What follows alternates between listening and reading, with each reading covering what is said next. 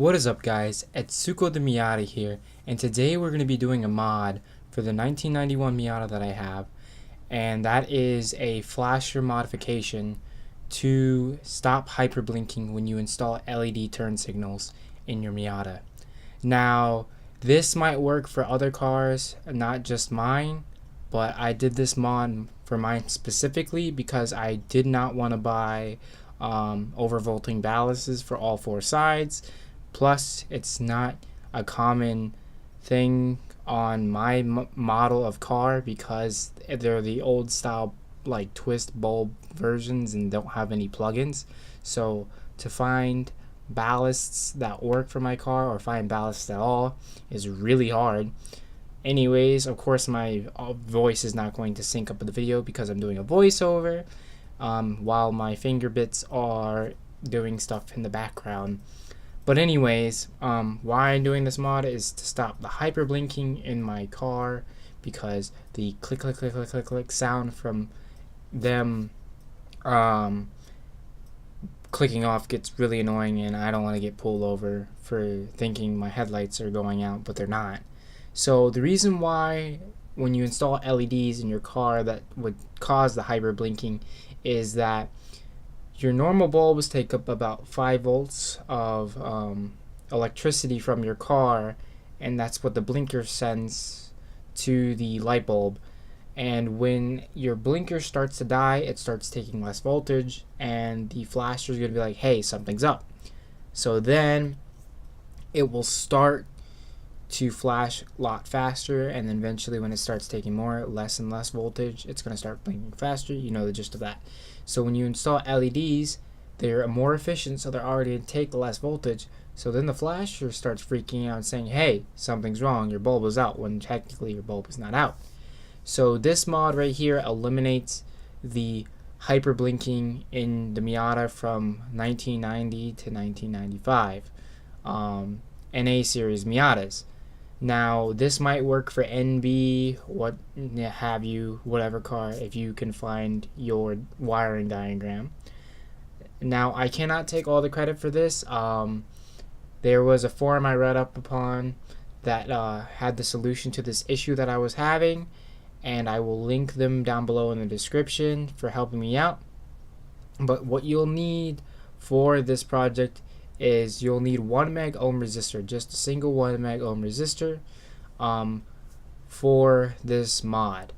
Now on the actual ballast itself, you will see on the front side next to the coil that makes the click noise a name of a resistor that's called R1. Now you want to desolder R1 and make sure you desolder and pull out the original resistor, and then take in place of that an R1 resistor. Now as you can see me here fumbling with the video because I'm recording from a webcam because I lost my tripod at the time. See, you're gonna see me drop this multiple times trying to get the resistor and like hold the resistor in place so when I desolder it, it falls right out. But instead I fumble around, like I said, dropping it a few times trying to get it to work. But I'm just holding it with some nail tweezer clippers, whatever they are, and trying to get it. So I eventually desolder it and put in a 1 meg ohm resistor. Now I will be putting some pictures up in the corner of this video, or just right in the whole video itself for a little short time, of the exact location of where the R1 resistor is located. But if you can take a look at what this video is showing you, is that right there, if you are looking at it, the R1 should be facing the plug facing downwards, so all the gold brass connectors facing downwards should be on your left side, not your right side. And just if you look on the motherboard itself, it will be labeled R1 right there. Do not desolder R2, because if you do, you will permanently enable hyperblink on your car. Now this is not for the faint of heart. Yes, keep in mind that you are soldering, and I am no soldering professional, but I pretty much do an efficient job to have no shorts or anything. But it's not that hard once you understand how to use a soldering iron and not burn yourself, which I did do in this video. I accidentally skimmed the solder on my finger, and it didn't burn my finger, but it was enough heat to hurt.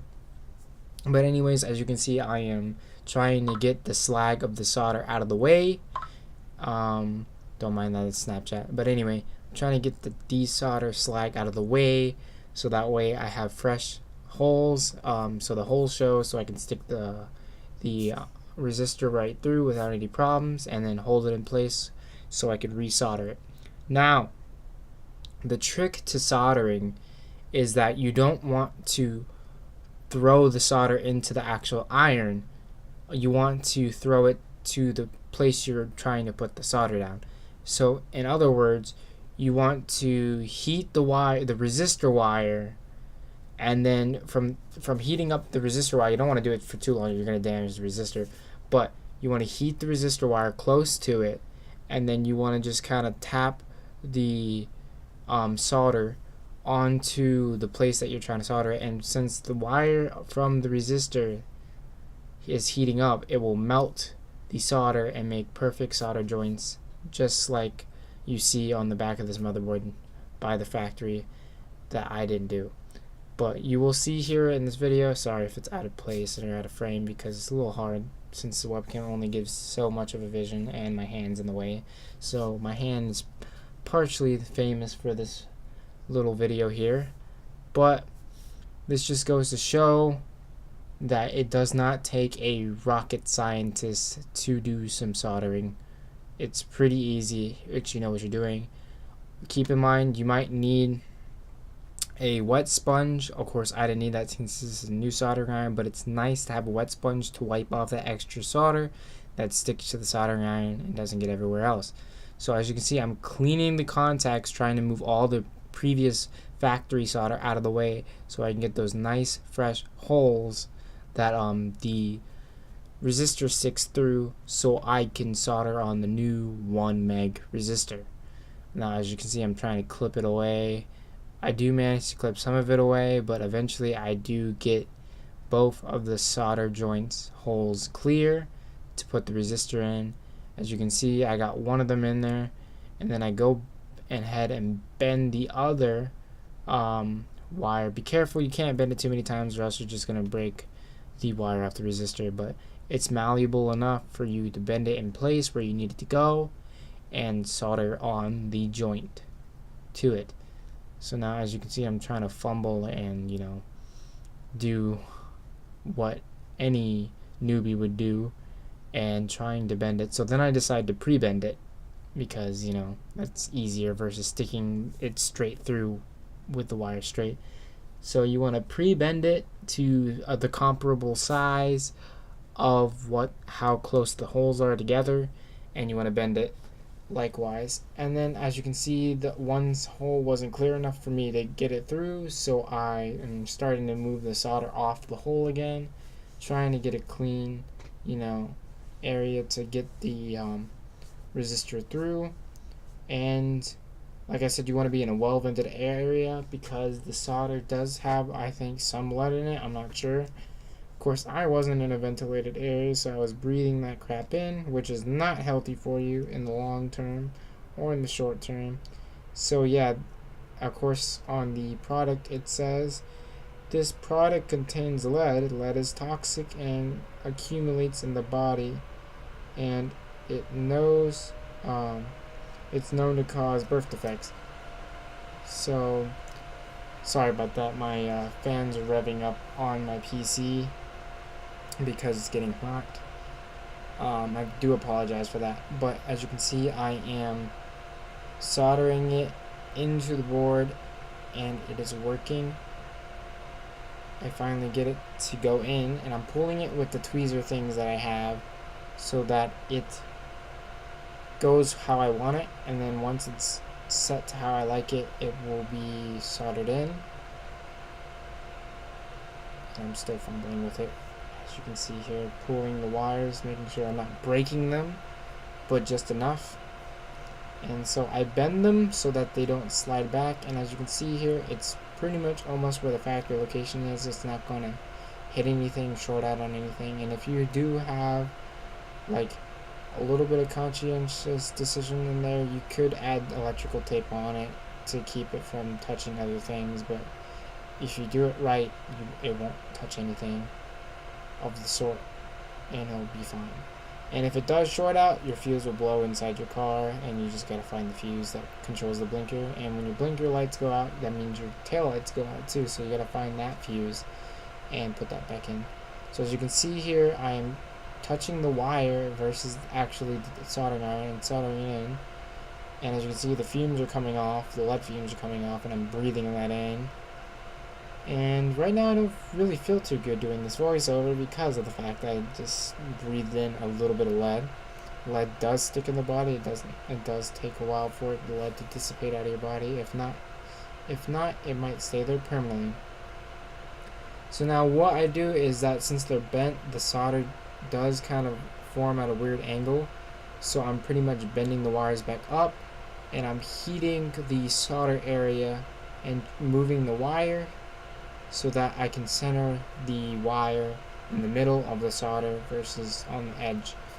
And then at that point I will snip it to get the solder where it's at and where I want it to be, so that it's like not gonna short out or anything. Plus I'm pretty OCD about like where it should stick and all that. So as you can see, I'm holding it with the tweezers, moving it back to the middle, as far as to the middle as I can, and then I go ahead and snip the wires that I soldered and clean it up a bit to make it look good, and I'm going to show you that right now. So you can see how the resistor is looking. It looks fine. It's not going to touch anything. It's pretty much where the original one was sitting, if not a little higher, because just how big 1 mega ohm resistors are compared to the original. As you can see, the original one sitting still on the table looks quite small, and of course I bend it a little bit to the center so that it has no chance of touching the actual coil pack.